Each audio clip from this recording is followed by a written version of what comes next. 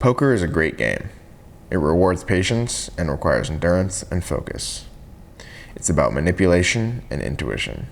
It's the only game in the world where the hardest parts can become the easiest, and the easiest choices can suddenly become the hardest. Texas Hold'em is the game of choice for tonight. Created sometime in the 1900s in a town I think was called Robstown, Texas. But the only Rob I need to be associated with is my opponent's money. I'll sit down at a table for hours, eyeing down my opponents, and we all have the same ambition, all waiting for our opportunity to strike. Poker is a bear fight. In professional poker, for every 20 men that play, there is one woman. There is a reason for this. Ego comes into play at the table. Every man has the need to be the biggest stack at the table. This way of thinking can blind someone, and will take over what they pursue. And the best part is, I can use this to my advantage. People get emotional, and those are the players that won't survive. And those are the people that will never get what they desire.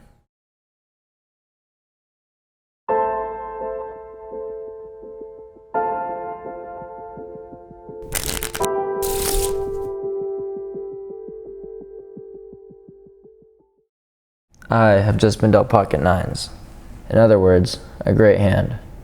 I want to see another 9 come up on the flop, hopefully another 9 on the turn, and call it a night. But odds of that happening are Alaska digging low. Right out of the gate, playing with only 2 other people, I can safely assume I have been dealt the best hand. My goal is to keep it that way.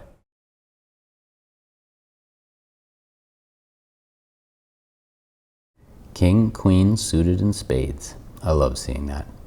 Texas Hold'em is not about yourself at all. It's about your opponents. More importantly, it all comes down to what 2 cards they have in their hand and what they think you have in yours. This guy to my right is first to bet. Let's see what he does.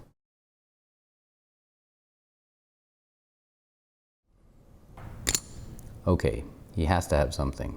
He believes in his odds. It's my turn to bet. I can try to think about this, but really it's not an option to fold, as I have an array of cards I can hit. Let's see what this guy to my left does. If he calls, he really has to have a pretty phenomenal hand.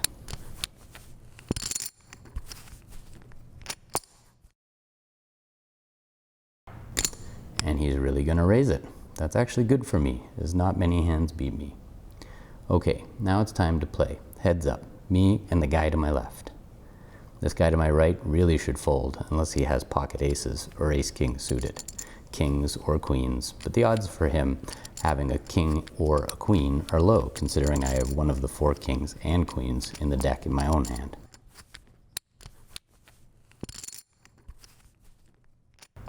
He called it. He is representing his aces. That is what I think he has. Now it's back to me, and I can call this easily. I have the cards, and there ain't a lot of hands that are going to be able to beat mine. So let's see what happens.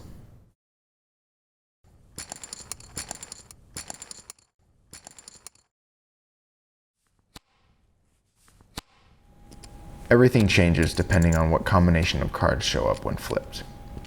Luck can suddenly change. It can skyrocket for someone or sink to the ocean floor. What's important is that no matter what shows up, I remain as neutral as possible. I hit my 9.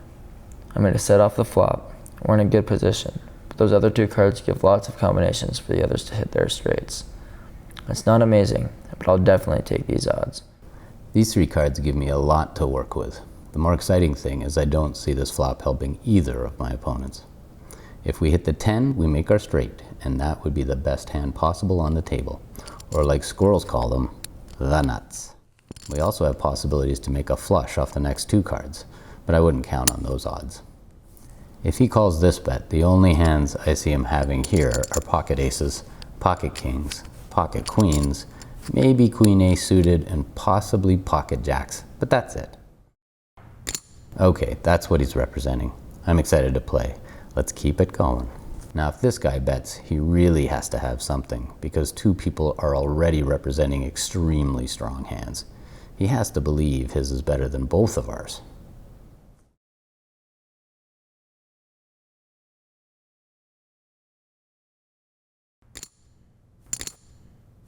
He called it. He must have pocket jacks, maybe pocket nines. Maybe he has 10 queens suited and has a straight. Either way, we have to hit our card. Let's just see this next flip. We'll get more information off the turn and after we make our next bet. Poker is about trusting yourself to make decisions. It's about guts. Guts to call, guts to bet, guts to lay down a great hand, and the guts to sit at the table and put in your money to begin with. And of course, there is luck involved with this game. At some point, everyone gets lucky. It's about what you do with it afterwards. Are you going to waste it completely, or are you going to use it to benefit you? I made my full house. That jack gave me the boat. I have the best hand. Now I just wait for my time to chew these guys up. That jack doesn't do much for me, other than giving me the flush draw. And now I just need one more spade to hit it. That jack does allow someone to hit the full house and possibly 4 of a kind, which is scary, but I have to bet this. If he calls this bet, he has to have made one of those 2 hands, and that is bad news for us.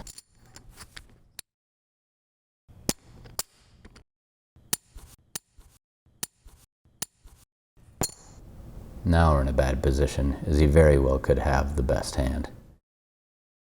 Although, it just crossed my mind, he could be bluffing.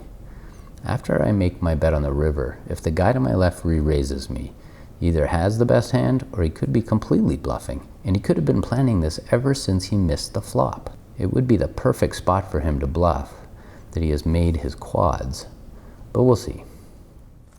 Let me just stall for a second. Re-raising here would do nothing to benefit me. I'm confident I have the best hand. Odds are it's going to stay that way. If he continues to call, he could very well have the best hand. I doubt this guy is bluffing due to his raise and call before the flop came.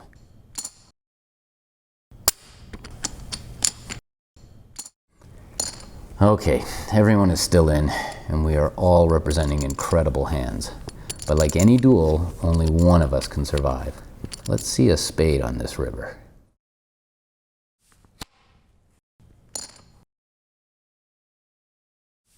We hit the flush. I have a hand now. The only bad thing is I don't know if it can compete with what the guy to my right has. He could easily have the 4 of a kind or a full house. But I'm gonna act strong again and bet big.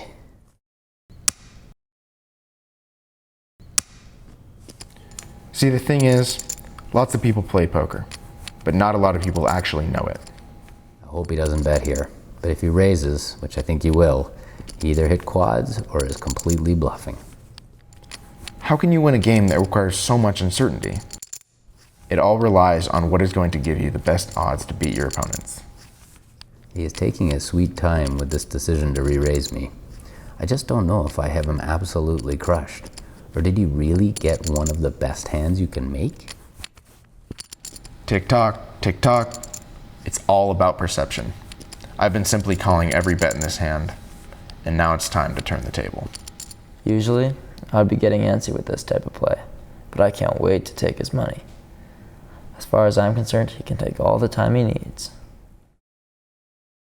Come on, just call. Go all in. Please believe I have a worse hand than you.